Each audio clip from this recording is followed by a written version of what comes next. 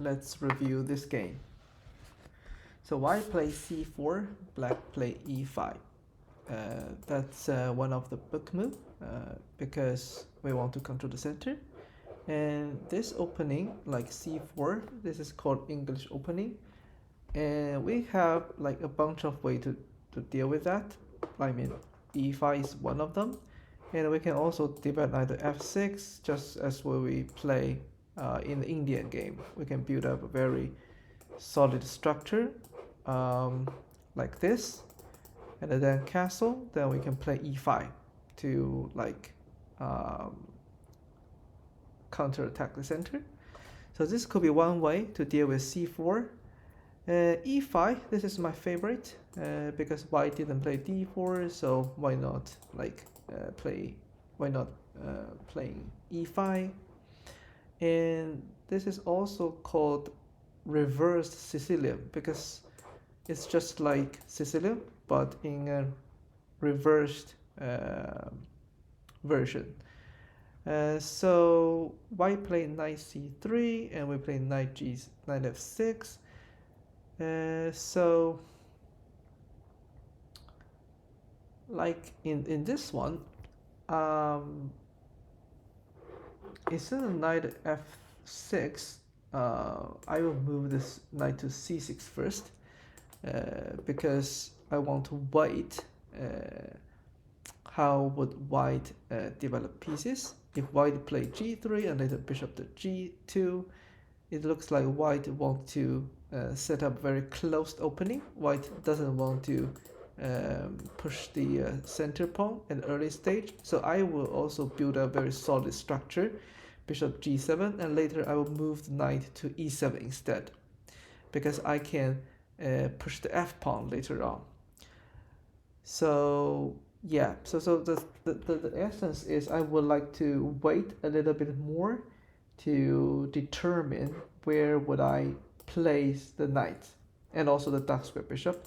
I will place it maybe bishop to g7 and this knight to e7, or I will move this knight to f6 and maybe move knight to c5.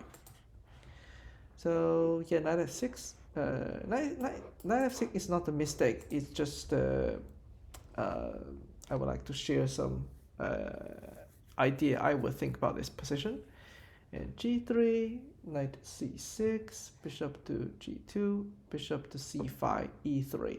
Yes, so here's the thing. Because white didn't play, for example, e4 or d5 at an early stage, so white want to like accumulate some strength or momentum with this e3 pawn and then to d4. So this is a strategy and we need to be very aware of that, because once the pawn moves to d4, it's very strong. It has an e3 pawn supporting that and it kicked our bishop. But right now we have 3 pieces controlling d4. It's fine for now, but we have to be aware of this potential d4. We play d6, knight e2. Yeah, I think d4 is coming. We move bishop to e6. So unfortunately, that's a mistake, because after d4, I think we will lose material, either lose this bishop or d5. So instead, I think castle is one of move we can think about, or maybe retreat the bishop to b6.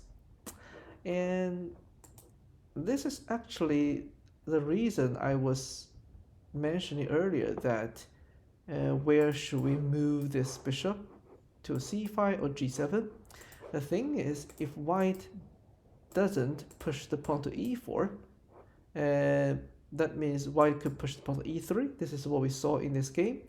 And if white have this pawn structure like f2 and e3, this diagonal is very, very solid. Our bishop at c5 cannot really do anything. So instead, if white didn't play like pawn to white didn't move the e pawn, I would move my bishop to g7 instead, because white could move e3 against our c5 bishop at this diagonal. So for example, let's say if I move knight to c6 and if white play e4 immediately. So in this case, I would move my bishop to c5. And this is also the best move suggested by the engine because this diagonal is so open. And then we can control d4 and aim at the f2 pawn. But in this case, white played like g3. It's not clear that white will play e3 or e4, so I will wait a bit. Maybe I will still move my bishop to g7 instead of bishop to c5. So okay, let's see. Well, I mean bishop to b6. Maybe this is something better than bishop e6. Yeah, because the d4 is so strong, and we lost a bishop. b3, knight to d4, castle, long castle, aiming at the queen, takes, knight to b5, a6, knight to d4, c5, pin the knight, queen to f3. Well, I think white can maybe rescue. Can white rescue this knight with bishop to a3? Because to pin the pawn. And if we move the bishop to the queen to c7, white can take the bishop and attack our queen. So bishop, what about rook to d4? Yeah, white can still take that because this pawn is pinned.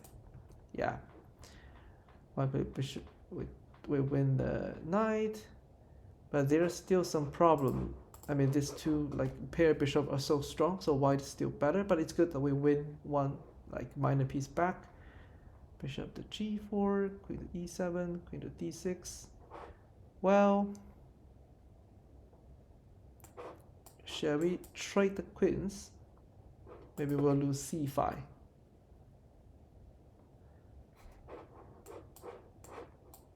But on the other hand, I think we can have a very good control of the d file. Well, yeah.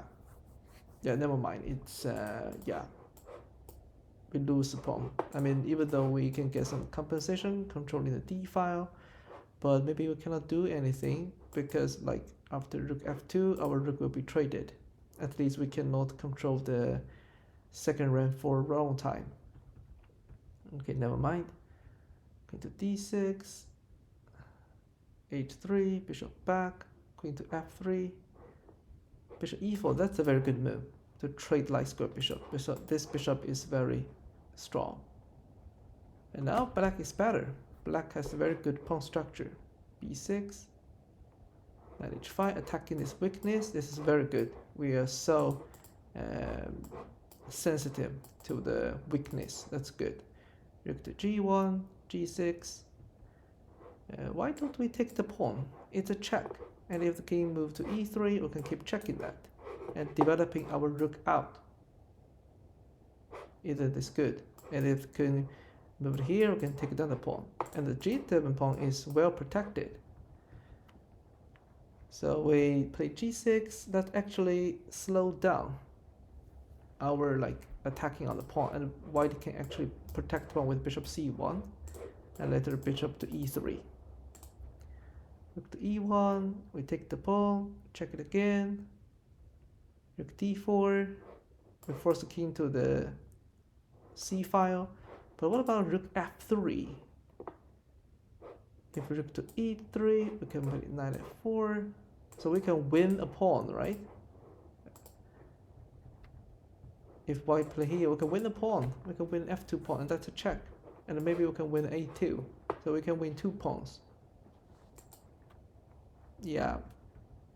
So I'm not sure if we are short on time or something. We check the king at the rook f4. Rook d4.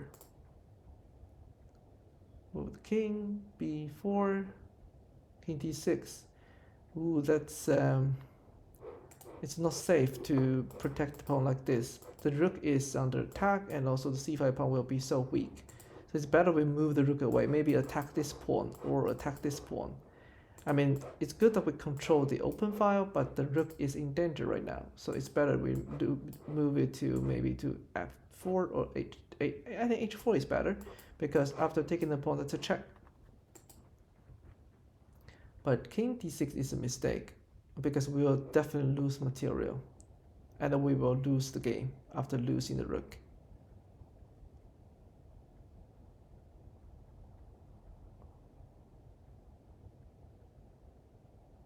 No, I don't think we have a chance to get the draw.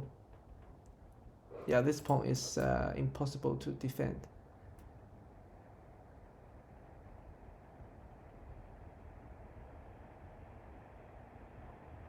No, no, white is definitely winning. Okay, I think to summarize, I think the I think the biggest thing we need to be aware is how do I say, tactical mistake like this one.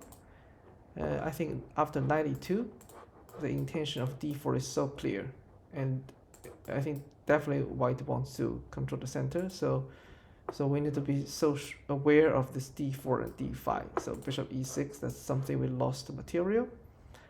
It's good that we won some pieces back, and also kind of reverse position after bishop e4. This is impressive, and we have a very good pawn structure. This weakness we utilize so well, but we can take this earlier. I think our rook d4 is a mistake. I think we missed the opportunity because, I mean, these two pawns are weakness, right? So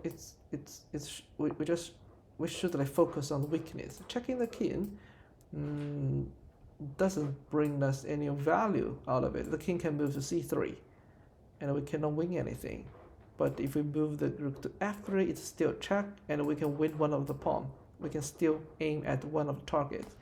So we need to be so focused on the weakness instead of just checking king. And I think the move made us lose the game finally is that the king d6, because we are not sensitive of the plan. We just protect the pawn, but we didn't see rook e5. So this is some tactical inaccuracy. So we need to think about